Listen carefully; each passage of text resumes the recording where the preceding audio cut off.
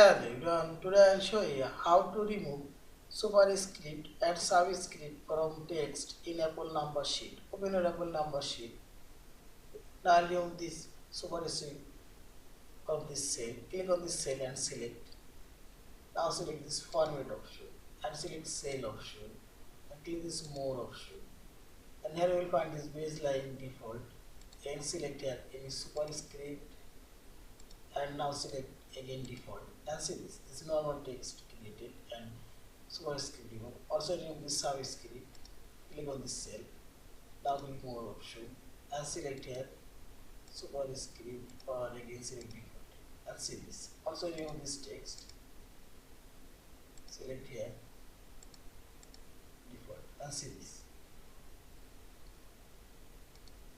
Thank you for watching. Please subscribe, like, share and comments.